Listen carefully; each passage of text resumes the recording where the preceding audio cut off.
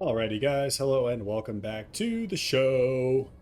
Today, we have a cast on the cards for you guys. It is a 4v4 going down on the Neuroxis map generator, the lovely map generator itself. So, looking at the map right now, a good amount of reclaim. I don't have all of my mods installed. I'm actually on a different computer right now.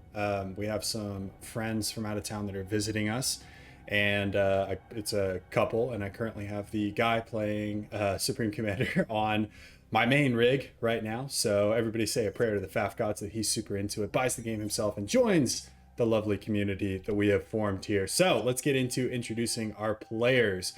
We'll call this Team 1 over on the left side of the screen, Team 2 on the right side of the screen. Starting off with the northernmost slot for the Team 1, we've got Star Proxima.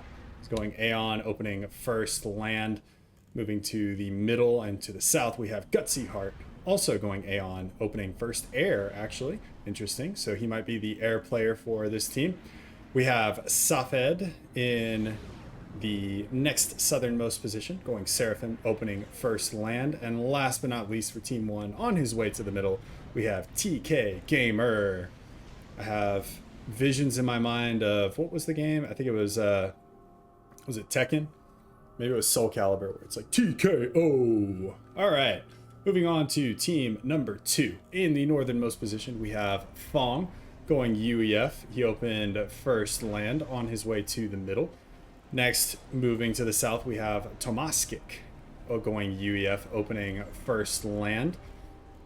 Continue. Wow, UEF all the way across the board so far for team number 2. We have AI Adaptive. I'm pretty sure this is not an AI. Going UEF, opening first land. Looks like he's got second air planned as well. And last but not least for team number 2, where's the commander? There it is. We have PUQ.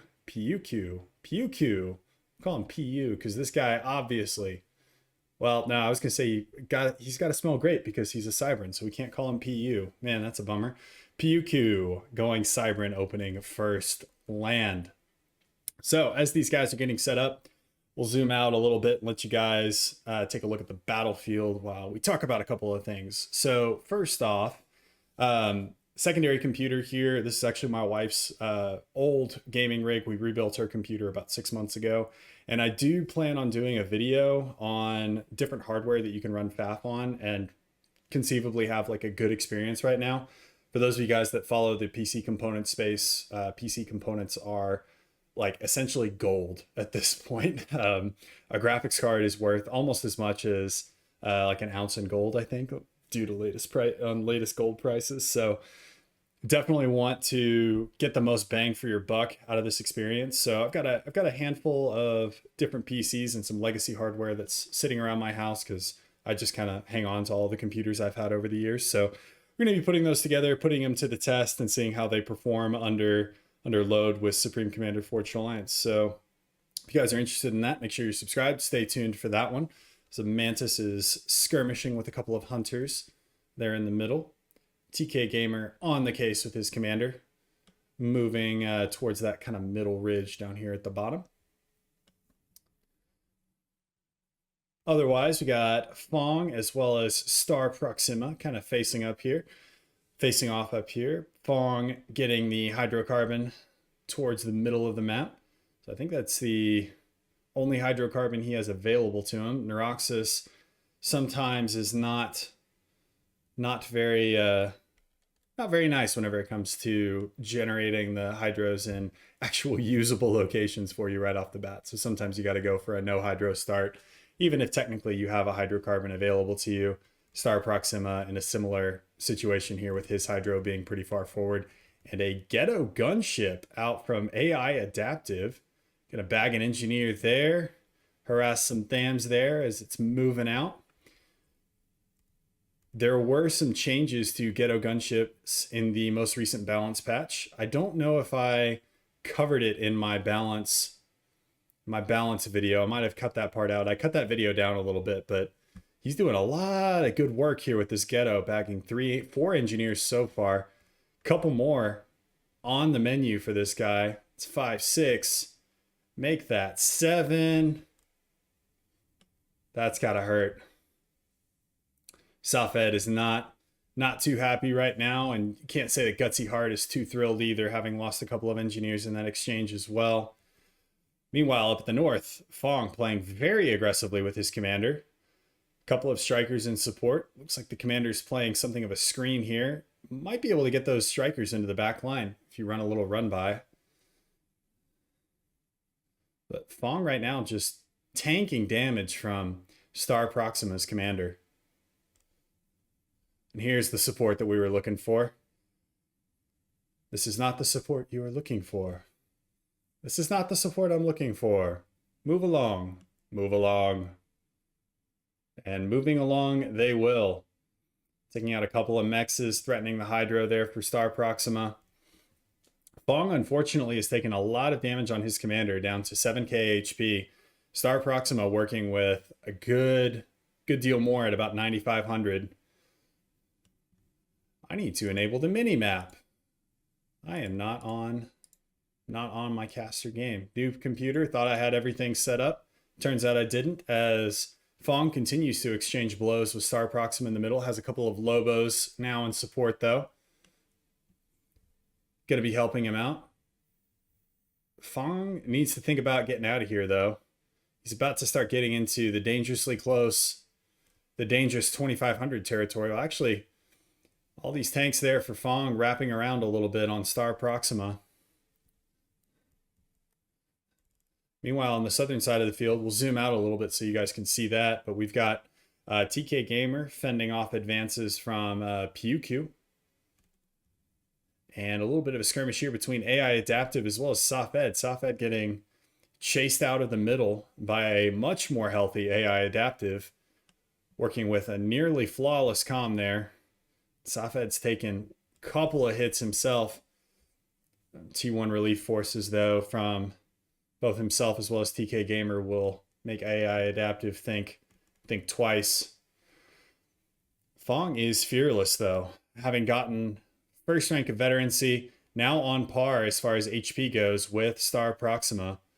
And Star Proxima might be in trouble here. There's more T1 units here for Fong.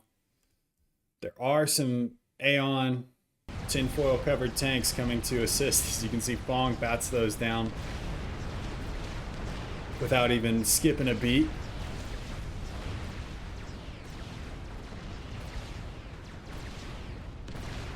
And it's a bloodbath up here in the kind of the top lane between Star Proxima and Fong. Fong, of course, being kind of the ringer here for team number 2. Although AI Adaptive at 1,400, I guess that's not 100% fair for me to say that Fong is the ringer.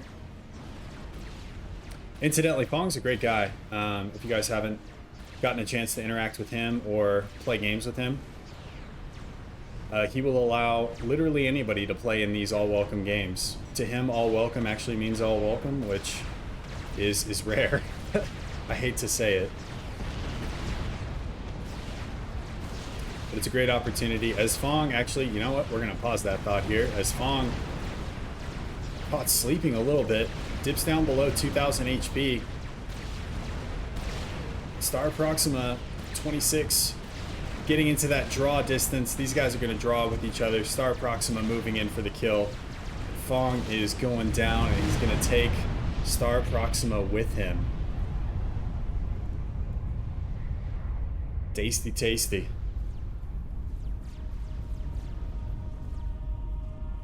So one byproduct of Fong allowing every single player to play is he does leave full share on, which some people might criticize. I think that it is entirely fair. If whenever he was probably the very first one to allow me to play. A lot of you guys might not know this, but whenever I first started playing FAF, I was negative 700 on the global ranking scale.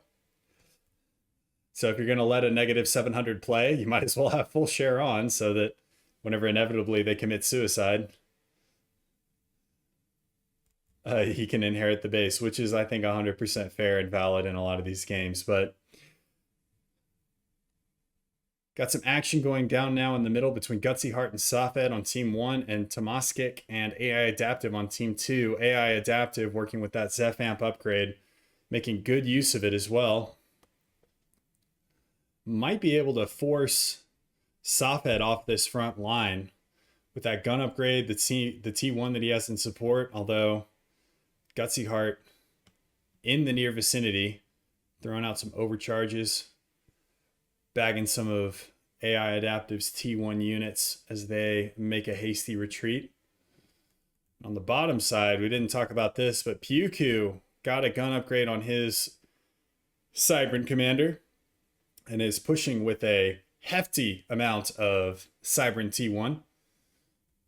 TK Gamer going for the T2 Engineering Suite as well, dropping a Cerberus turret up at the front line. That, in conjunction with his Mantis, should be enough to hold the line, I think, unless his Mantis get absolutely annihilated by Pyuku's Guncom. And TK Gamer might be forced to abandon this position as he is just overwhelmed by the Mantis there from Pyuku. Pyuku could probably go for a kill here if he pushes hard. Gotta sense that blood in the water, man. Gotta be a shark. Can't be a minnow. Can't be a little guppy. Go. Moving in with his Mantis. TK Gamer, though, not taking a whole lot of damage. Some relief is coming in from Sophead from the north. But Pyuku is not feeling it. Pyuku is not ready to let his gun go pew-pew. Well, maybe he is. So this is the way you play it. Put your T1 back behind you a little bit. Use that direct fire hotkey. And you can kill him, man. Come on. Eye of the Tiger. Eye of the Tiger, Pyuku. Let's go. Sophead staging some T1 up to the north. It's a little bit of relief. Drops a T1 PD as well. But Pyuku, again, not feeling it. Moving back with his gun and moving in with his T1. It's a bold strategy. I missed the comm kill. That's terrible. AI Adaptive getting picked off by Gutsy Heart. That's not good. It's been like 15 casts since I've missed the comm kill. We all knew it was going to happen eventually. Let's just try not to miss another. Right? Right. Right? Right. Okay. Pyuku.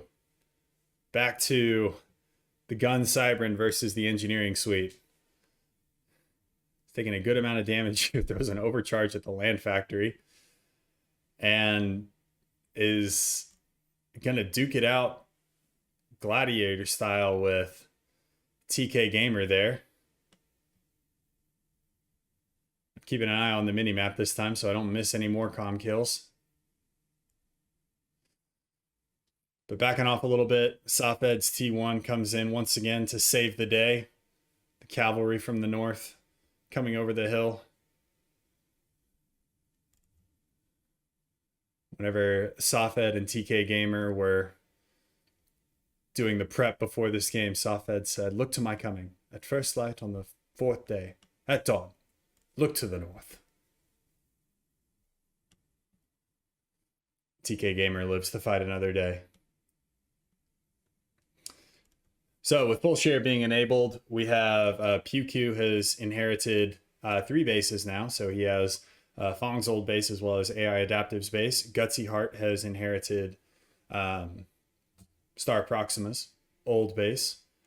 These guys staging large amounts of T1 and T2. And let's look at where are we at in terms of eco. So eco-wise, 101 versus 87. So Team 2, even though they're down a player, they're definitely making a good show of it eco-wise. Up about 10% or so over the competition. And I guess that kind of makes sense. Like Star Proxima has been the only one that's been kind of untouched for the last 5-6 minutes or so, whereas TK Gamer and Sophed have been fighting for their lives kind of down here against the Guncom of Pyuku. And things get a little bit quiet. T2 upgrade now on the way for Gutsy Heart, which is progressing awfully quickly. Gutsy Heart must have a good amount of resources in the bank. Quick pause. But yeah, lots of resources in the bank. Definitely benefiting from that base that he inherited from Star Proxima. And where are we in terms of tech? Are we at Tech 2? Okay, we're at Tech 2 for PewQ on the Cybran. Tech 2 is well on the UEF side, so we got some pillars, got some parashields on the way, got a couple mongoose out there. It's looking tasty. And then for Tomaskek, that's nothing to worry about. For Tomaskek, so Tomaskek actually was gifted a good portion of AI adapter space from PewQ. PewQ holding on to the T2 Air HQ. Hey, that rhymes. But Tomaskek up to T2 land as well. Not seeing a huge amount of production from him though. So we have a little bit of a skirmish up in the north. Some blazes. Doing blazing things.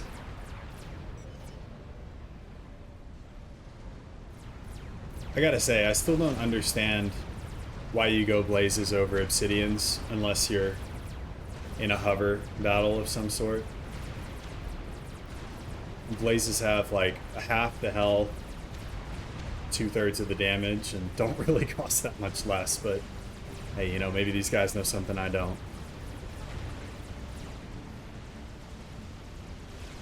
This PewQ kind of fighting battles on two fronts here. Does have a good number of rhinos in this mix to fend off the advance from Sophed, who now has a gun upgrade on his commander, and the large amount of T1 units that are in the vicinity. PewQ's commander has pulled back to his primary base and has some Januses out as well. See what he does with those.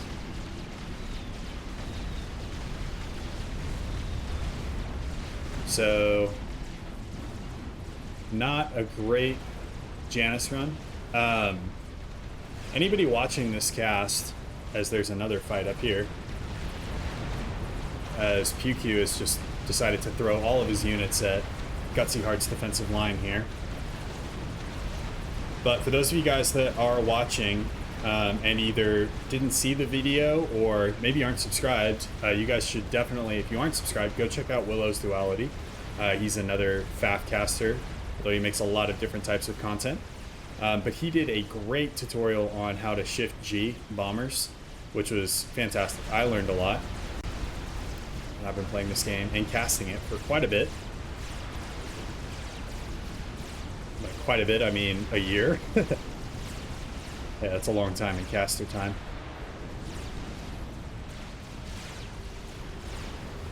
PewQ getting pushed back a little bit, setting up a line of Cerberus back behind his unit.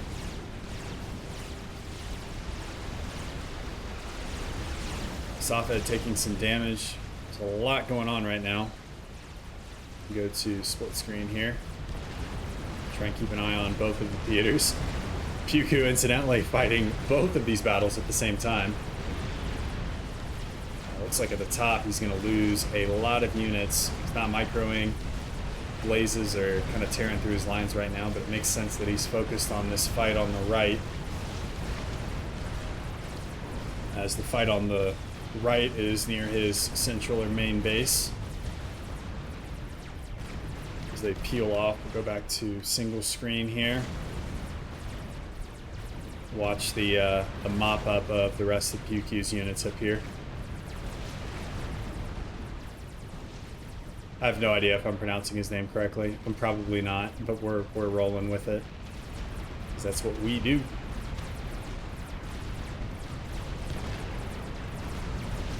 Pillars also beginning caught napping a little bit. There we go. PewQ noticed. Started moving his units off a little bit.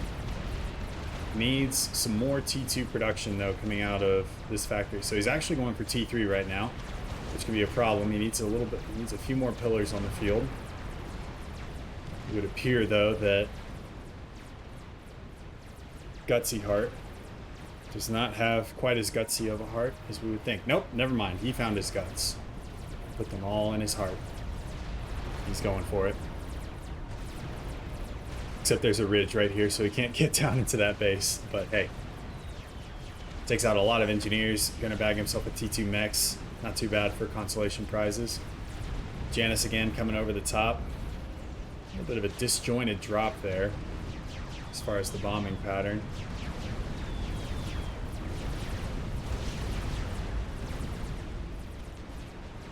They don't seem to quite do the same like carpet bomb kind of activity.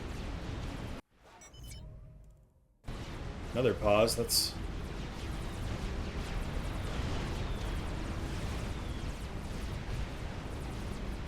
So now we need to see what QQ is going to do back here. We've got a handful of plasma cannons, not surrounded by walls. And did he cancel the T3 upgrade? No, he didn't. Okay, so these are pillars coming out of additional T2 factories. Down at the bottom, Safed up at the front with his commander. Does have that gun upgrade. That's it. There's no nano, no T2. And he's taking a good amount of fire from the rhinos, the hoplites, Cerberus turrets, and the rest of the kitchen sink.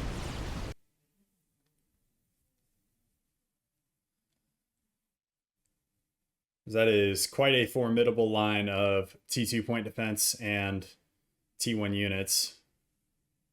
That's going to force Safed, who regen very quickly. Maybe he got another rank of veterancy. Let's check in on tech levels for team number 1. So we are up to T2 there for TK Gamer. Safed up to T2. Got some Ilshvis coming out. Gutsy Heart is at T3 air with a strat on the way. That could do some pretty serious damage. PewQ is moving to T3 with his air factory as a handful of blazes break into Tomaskik's base. But there's nothing that's going to stop this strat whenever it ends up coming out. There's a TAC missile base here as well from Tomaskik. Not sure what he's going after. He might be going after comms. It's got to be it. Hopefully it wasn't for... Okay, yeah, I was going after commanders. Commanders aren't moving, though, so making it pretty difficult to do attack snipe on them. His interceptors are trying to chase spy planes across the map. T3 land on the field now for Gutsy Heart, so we got Harbs out. Team 2 still ahead and actually widening the gap whenever it comes to mass extracted. So 215 versus 193,000.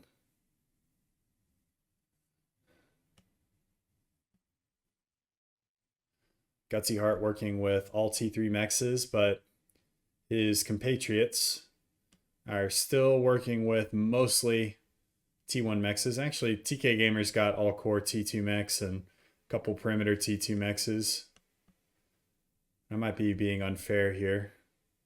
So we do have, okay, so we do have core T2 up.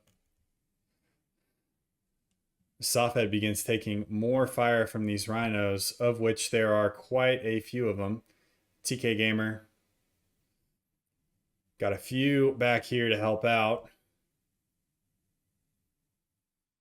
I think that might be another failed push for PewQ. As PewQ is now creeping forward with Cerberus with a whole bunch of T2 engineers. Needs to make sure he holds on, though, to those forward manufacturing units. He's going to pull quite a few, the remainder of his forces in for defense. The third Cerberus turret goes up. Cerberus seem to be primarily focusing Mantis and Zuis right now. Nice overcharge puts us into that little construction site.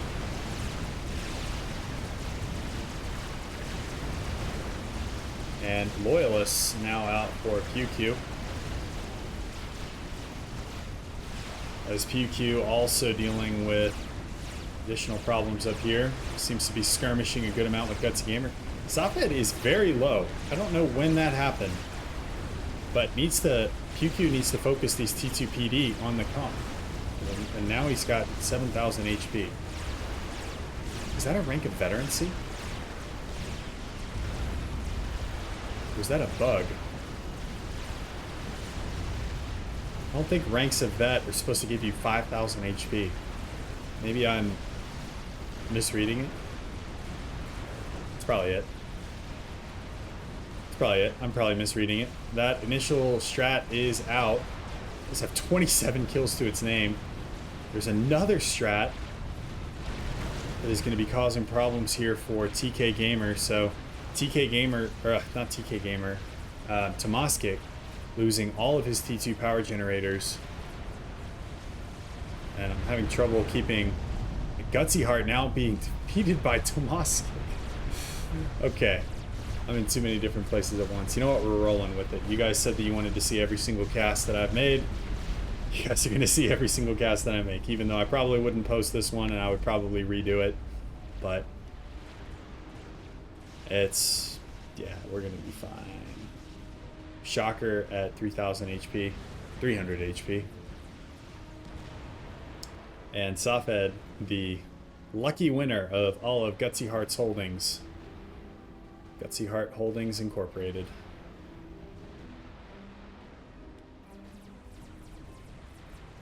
This is another shocker. So, I mean, there's so many strategic bombers out. Team 2 is having huge problems getting a handle on the air game right now. I think that PewQ needs to stop trying to run in every single direction at the same time.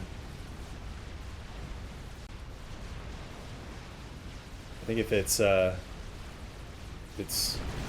jagged, it'd be a different story, as Tomaskic loses a relatively large force against two Bank of Oblivion turrets.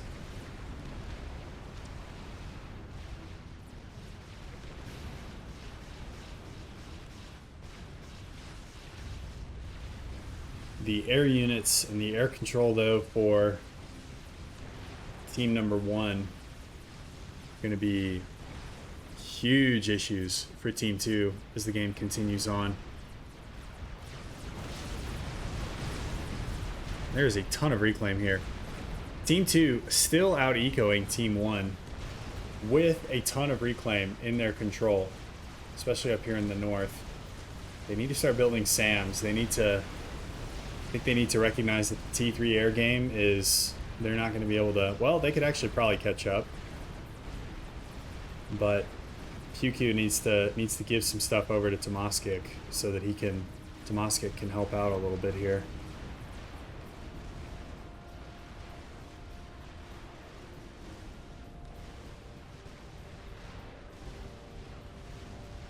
Are we at T3 land? Okay, so we're at T3 land. We're going for Titan production out of that HQ up to the north. Titans are not going to trade very well against Harbs, especially this many of them. I think it might be worthwhile to go for Percivals here. Although it might be best to just go for Ravagers along this line right here, or maybe like one here, one there.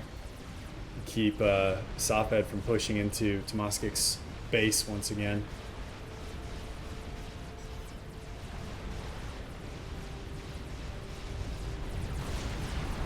The blazes and the harbs. They're the harbingers of fire, the harbingers of the blazes.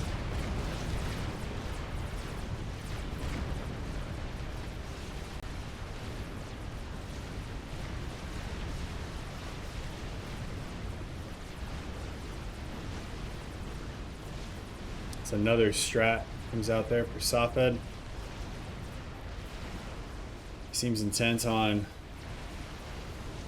trying to take out Tomaskic's commander here. There's a flak in the vicinity. I believe flak will do damage to a strat as long as the strat is directly overhead. It's not very good at following. The strat takes a bad turn though, gets caught up in the inties there for PewQ. And this is going to be nasty. This is going to be painful here for Tomaskic. He is about to lose his entire base to blazes and harbingers.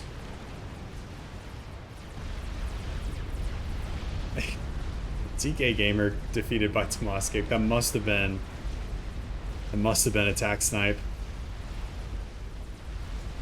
Like I said, you guys asked for it. We're gonna miss every single comm kill except for the first. I'll probably just make that the thumbnail. Just missing all the comm kills.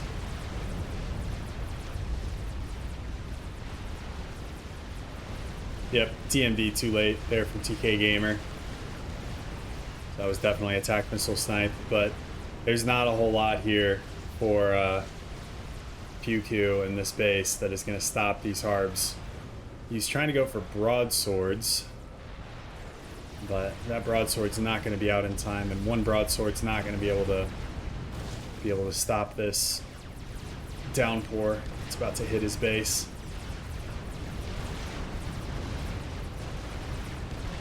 As one of my good friends in FAF says, it's like whenever a mobster runs through your front door with a chainsaw and a tracksuit. It's not a good time.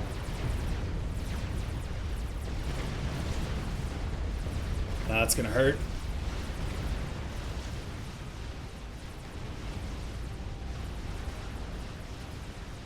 That is gonna hurt.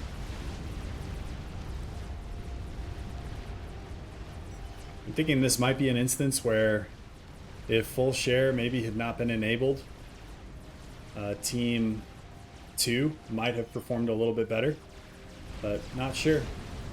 Another shocker begins harassing Tomasik's comm. This army is not going to be stopped. There have been some loyalists that have been deployed, a few rhinos. Nothing enough, though, to deal with that horde. The Harbingers are now the messengers of doom. Strat going north now. Not satisfied with taking out all the mexes in the core bases. Gonna take out all the mexes in Fong's old base as well.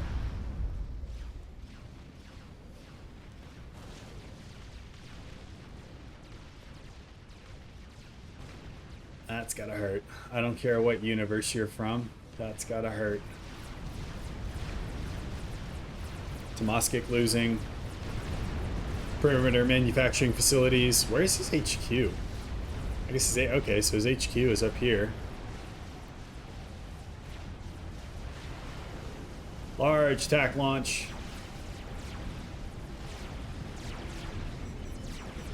Against, well, it's not gonna make it through anyway. I think it was going for Safed's comm. Safed, though, saw it, moved.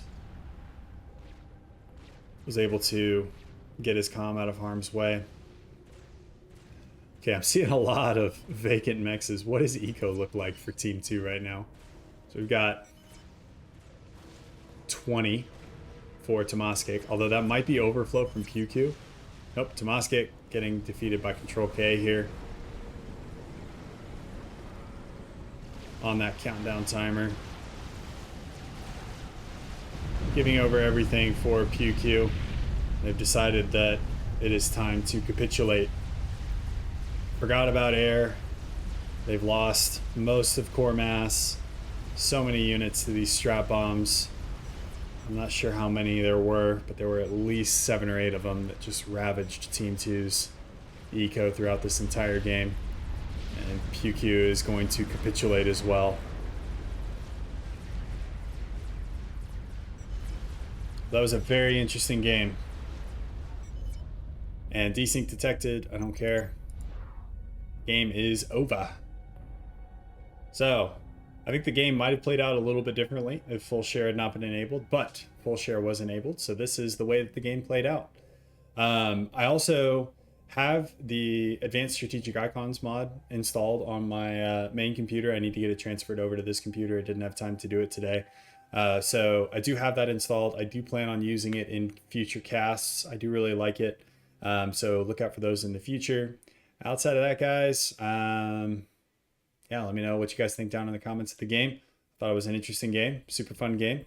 I missed every single comm kill, but that's okay. We're not going to cry over that spilled milk because it was still a fun game to watch. All right, guys, expect more from me in the future, and I will see you guys in the next one. Peace.